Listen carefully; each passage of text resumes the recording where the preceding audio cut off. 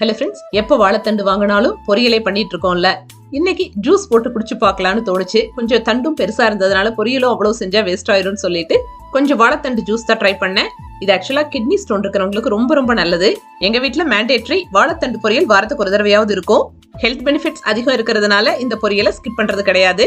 வாழைத்தண்டை cut பண்ணதும் colour மாற ஆரம்பிச்சிடும். அந்த கலர் மாறாம இருக்கிறதுக்கு தண்ணியில ஒரு 2 ஸ்பூன் தயிர் விட்டு அந்த தண்ணியில போட்டோம்னா கலர் மாறாது. ஆனா ஜூஸ் செய்யறதுக்கு நான் இமீடியட்டா செய்யறதுனால உடனே மிக்ஸி ஜார்ல பொடி பொடியா அறுத்த தண்டு, ஒரு சின்ன துண்டு இஞ்சி, 1/4 ஸ்பூன் சீரகம், ஒரு 5-6 மிளகு, இதை மட்டும் போட்டு கொஞ்சம் கொரன்னு அரைச்சிட்டு அதுக்கப்புறம் ஒரு 1/4 டம்ளர் தண்ணி ஊத்தி நல்லா ஜூஸ் மாதிரி அடிச்சுட்டு வடிகட்டி எடுத்தோம் அப்படின்னா சூப்பரான வாழைத்தண்டு ஜூஸ் ரெடி.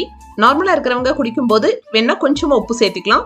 ஒரு சமயம் கிட்னி ப்ராப்ளம் இருந்து இந்த தண்டு ஜூஸ் குடிக்கிறீங்க அப்படின்னா இந்த உப்பை தவிர்த்துறது ரொம்ப நல்லது. ஏதாவது ப்ராப்ளம்ஸ் வந்ததுக்கு அப்புறம் இந்த மாதிரி ஜூஸ் குடிக்கிறத விட வர்றதுக்கு முன்னாடி வருமுன் காப்போம்னு இந்த ஜூஸ் எடுத்துக்கலாம்.